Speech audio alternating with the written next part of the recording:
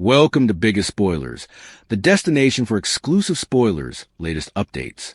When Alexis got what she wanted out of a day of evidence at Willow's trial. What happened on General Hospital in the courtroom? Jacinda did her stylish to dodge Alexis' question about exactly where she was when Drew was shot. She flashed back having a great time with Michael, but the rest of the night sounded fuzzy.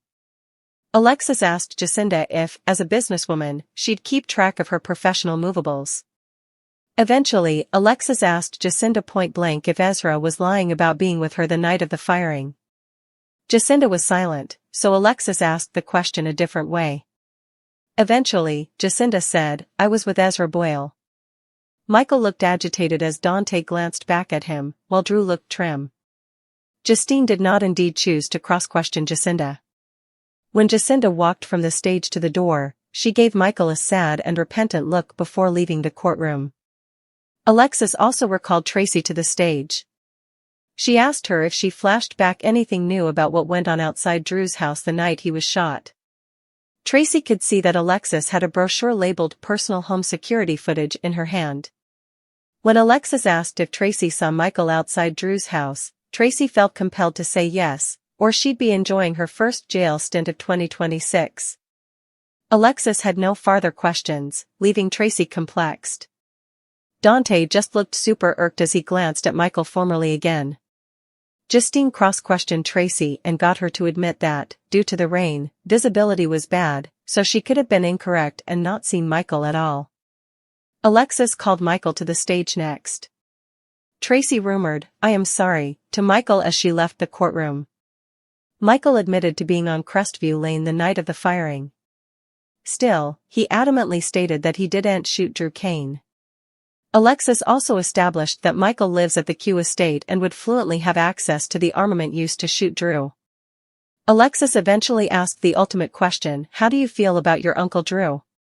Michael replied, "I detest him."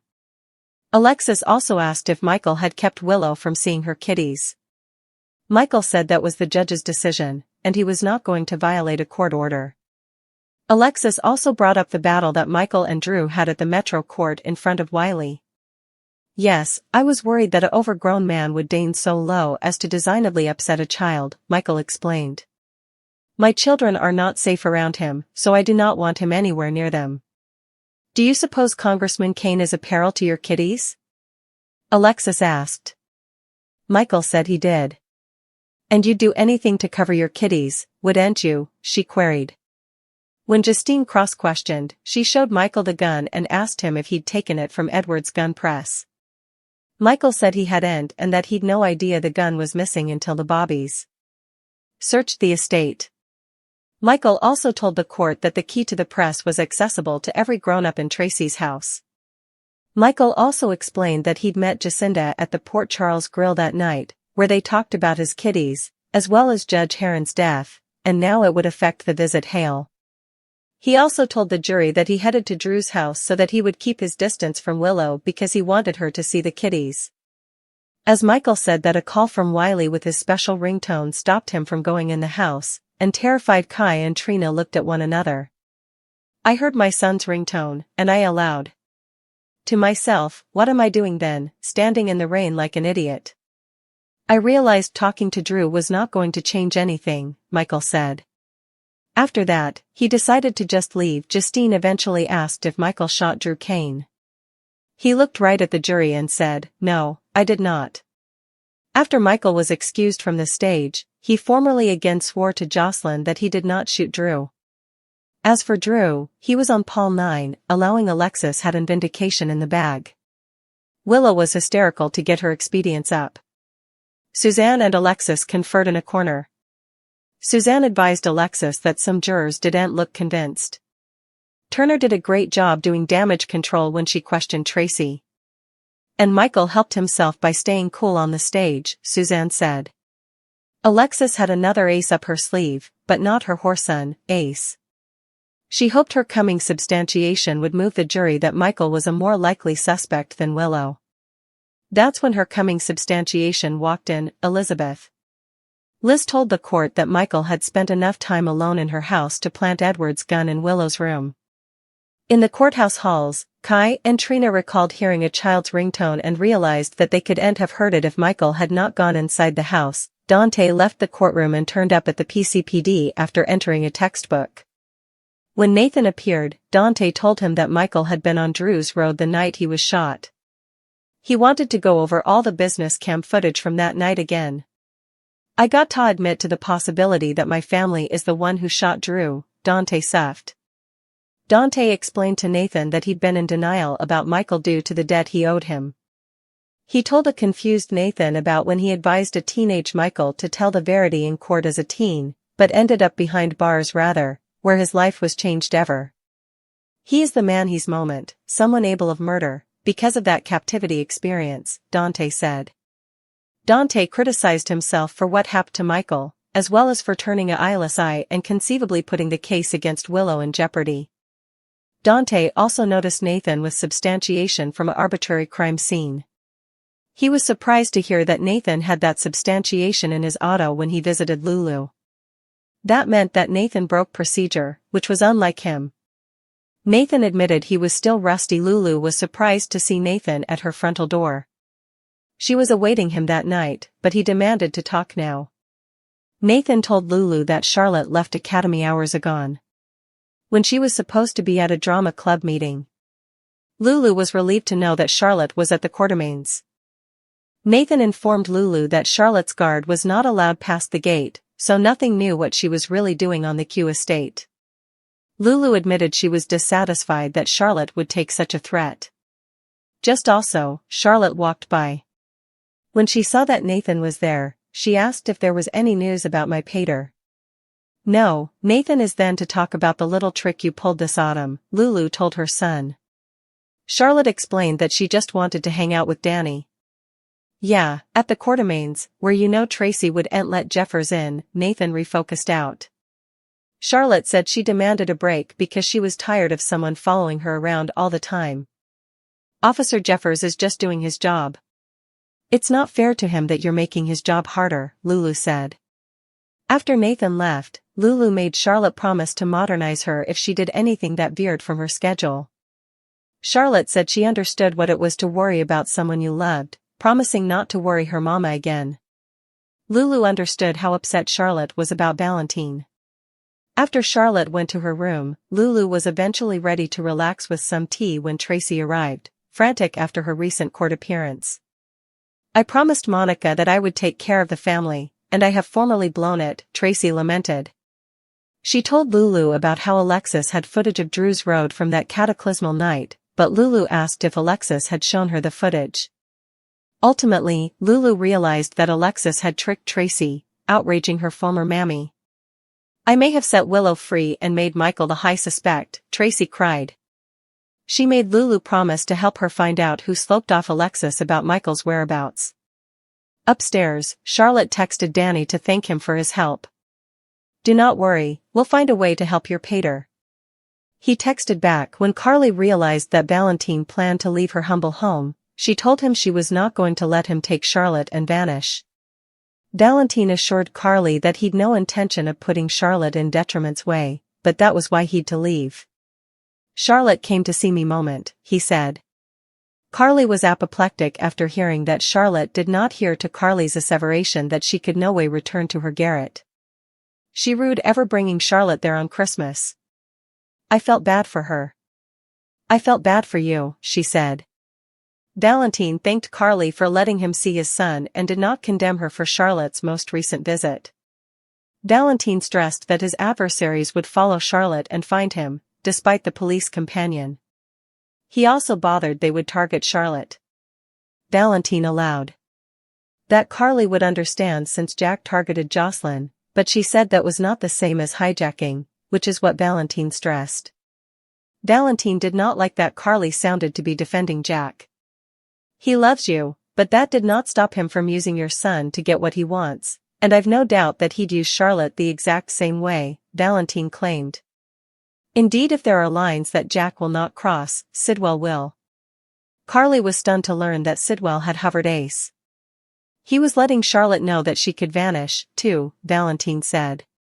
Carly admitted that she had planned to ask Valentine to leave, but after hearing what Valentine told her, she said he now had to stay. Valentine's coming plan was to reach out to Sidwell to help prove that Jack was the head of pikemen, so he could exculpate himself. He also knew how dangerous a move that would be. Carly claimed that he stay in her garret till he figured out the details of his plan. Port Charles had never felt more suffocating, more charged with tension than it did in those long hours when the courtroom drama intersected with personal loyalties and moral dilemmas. Michael Corinthos, usually a pillar of stoic resolve, found himself trapped between duty and conscience, defending someone whose guilt was an open secret, yet whose innocence he had vowed to protect. It was a delicate dance, one that threatened to undo everything he had fought for, both legally and personally, in a city that thrived on secrets, betrayals, and high-stakes confrontation. The stakes were enormous: protect the guilty to safeguard the innocent, or let justice take its natural course and risk shattering the fragile bonds of trust and family around him. Michael returned to the Corinthos mansion after a particularly grueling day in court. The moment he crossed the threshold, his agitation was palpable, a storm barely restrained behind his eyes. Gio, ever the perceptive friend, immediately noticed Michael's mood. "Hey, can I help you with anything?" he asked cautiously, sensing the weight of the day pressing on his friend. Michael gave a tight smile, but it was hollow, a mask that could not hide the turmoil beneath. "I don't think there's anything that could help me now," he said, his voice taut with frustration and exhaustion. The room seemed to contract under the pressure of unspoken truths, lies stretched thin, and the moral complexity of defending someone he knew had committed crimes. Gio tried to lighten the atmosphere, making small talk, reminding Michael of lighter moments, such as his recent Christmas violin performance which had lifted the spirits of everyone around him. For a brief second, Michael allowed himself a faint acknowledgement. "Thanks for that," he muttered. But even as Gio left, Michael felt the weight of the lies, the half-truths, and the precarious balancing act he had to maintain. Soon, Christina arrived, her face anxious, carrying secrets she had only just pieced together. She began apologizing before a word was out of her mouth, sensing the storm she was walking into. "Warn me?" Michael's tone was incredulous and bitter. "Did you know your mom was going to annihilate me in court today?" They moved to the living room, where Christina laid out what she knew about Alexa's strategy, including the discovery of an anonymous note tucked into her folder and her own risky move to pay Jacinda to leave town to prevent her from testifying. Jacinda, showing an obstinate streak of her own, had defied the attempt to buy her silence, going to court anyway. Michael's expression darkened. "She tried to warn me," he admitted quietly, but got called to the stand. "I just wish she had told me about Ezra before all of this." There was a moment of rare vulnerability, as Michael confessed the toll the lies had taken. "I've told my fair share of lies. I just hope my lies haven't cost me my children," he sighed. Yet, despite the chaos, he held on to the hope that Willow would ultimately be acquitted, that justice would, in some form, prevail. Meanwhile, Trina and Kai were holed up in her apartment, strategizing over the ringtone they had overheard, the one they suspected was Wiley calling Michael. Kai insisted that the ringtone proved Michael had been inside the house, but Trina was reluctant to escalate the situation. "We need to drop this and stay out of it," she warned. Protecting her sister Jocelyn and preventing her from being hurt by revelations about her brother was paramount. It would destroy her if something happened to him. She would protect me, and I have to do the same for her. Kai, driven by concern for Willow, argued that someone needed to ensure justice for her. Trina, confident in Alexa's courtroom prowess, insisted that silence was their best option. Their goal had always been to protect their parents in case they were implicated in Drew's shooting, but the facts were clear: their parents were not involved, and further interference could cause more harm than good. Trina eventually agreed to Kai's plan to help confirm whether Michael was the one responsible before taking further steps. They brought Gio in to help them figure out Wiley's ringtone, but Gio, unaware of the full story, was wary. "You know this is weird," he said. "I know you have a reason, but you're going to have to tell me if you want my help." Trina couldn't elaborate without jeopardizing the plan, and Gio initially refused to break his own ethical boundaries. I'm not going to lie to Wiley or grab his phone, he's a kid, he said firmly. Trina persisted, explaining that this was about protecting Wiley and discovering the truth. Gio, moved by their determination and the moral imperative, reluctantly agreed to assist, even without knowing every detail. Meanwhile, Alexis Davis was in her element, meticulously preparing Willow's defense. Suzanne, her right-hand assistant, had brought a Greek New Year's cake as a good luck gesture, adding a small touch of levity to an otherwise tense environment.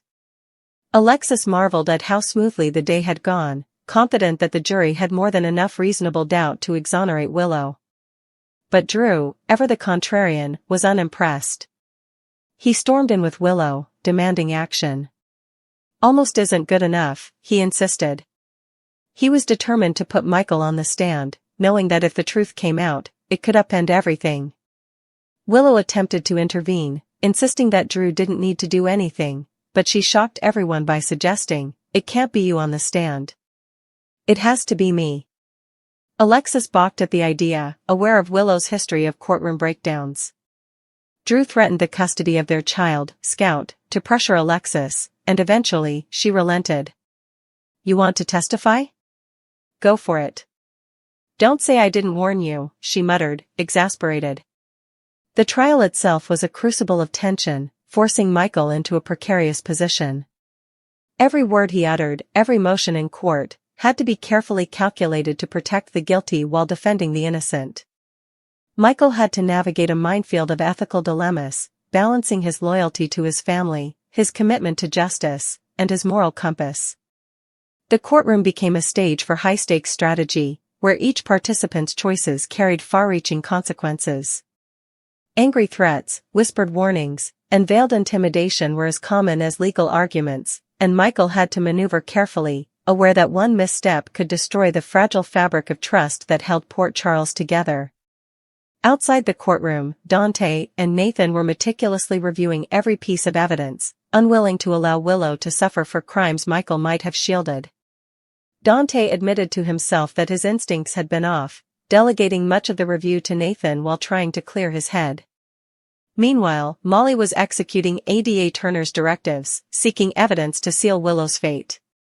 She emphasized that her role was limited to providing updates and following orders, with no personal involvement. Tracy and Lulu were untangling their own web of betrayal, realizing that someone in Tracy's household had leaked critical information to Alexis. "I made a vow to protect my family," Tracy admitted, her voice trembling.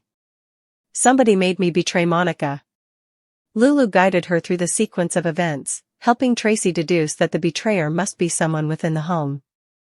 Chase emerged as a likely suspect, and both women considered the implications, fearing the fallout if the truth were revealed. Back at the Corinthos mansion, Michael wrestled with his conscience. He was defending someone he knew to be guilty, yet doing so was the only way to protect others from unjust persecution. The weight of his actions pressed down on him. He reflected on the lies he had told, the strategies he had employed, and the sacrifices required to maintain the delicate balance between justice and protection. Each decision, each conversation, was a small battle in a war fought on multiple fronts, legal, emotional, and moral. Laura faced her own challenges at Port Charles Grill, dealing with Ezra and preparing for Marty's arrival. She had orchestrated Ace's departure to Ireland, intending to protect him from the chaos surrounding Port Charles, and explained her rationale to Marty, who initially doubted her reasoning but eventually accepted her protective intentions. Meanwhile, Jacinda encountered Ezra in an attempt to navigate the complex personal and professional entanglements created by recent events. She gently rejected him, asserting that a relationship would not serve either of their goals. After Ezra left to fetch wine, Jacinda quietly slipped away, leaving unresolved tension and uncertainty. Throughout Port Charles, the consequences of Michael's actions reverberated. Allies, adversaries, and innocent bystanders alike were drawn into a web of secrecy, loyalty, and peril. Angry threats became common, each attempt at intimidation highlighting the volatile nature of the situation. Encouraging words, however, provided moments of clarity and resolve, reinforcing the idea that courage and moral fortitude could withstand even the most calculated manipulations. Michael's struggle became emblematic of the larger battles faced by the residents of Port Charles, illustrating the precarious balance between truth, loyalty, and justice. The trial approached its climax, with Michael navigating the most treacherous legal terrain of his life. Each testimony, each cross-examination, required precision, strategy, and resilience. The courtroom became a pressure cooker of emotion and intellect, where every decision could tip the balance between freedom and incarceration, innocence and guilt. Michael's defense of the real criminal demanded the full measure of his cunning, his ethical resolve, and his unwavering commitment to the greater good. As the hours stretched on, the tension in Port Charles escalated. Allies and family members watched, holding their breath, aware that Michael's choices could change the course of multiple lives. Angry confrontations, whispered warnings, and veiled threats punctuated every conversation, yet moments of encouragement reminded those involved that perseverance and strategic thinking could prevail. Michael's journey was a baptism by fire, a test of intellect, morality, and courage that would define him not only as a legal strategist but as a protector of those who could not protect themselves. Finally, as evidence was laid bare and testimonies concluded, Michael's role became clear. Defending the guilty to protect the innocent was a high-stakes gamble, but one he executed with precision, intelligence, and moral courage. The courtroom erupted with the consequences of these actions, each revelation sending shockwaves through the city. The tension, the betrayals, the emotional reckonings, all converged in a dramatic culmination that left no one untouched. Michael emerged as a figure tested, scarred, but ultimately vindicated in his commitment to justice, loyalty, and the protection of family. The aftermath was a mix of relief, triumph, and unresolved tension. Angry threats still lingered in the shadows, whispers of retaliation and revenge circulating among those who had been exposed. Yet, amidst the chaos, moments of encouragement, solidarity, and hope shone through. Michael's actions had upheld a delicate balance between justice and loyalty, and his courage inspired those around him to recognize the power of strategic, ethical action even in the most challenging circumstances. Port Charles had witnessed a baptism of fire, a trial not only of law but of character, and the results would ripple across the city for weeks to come.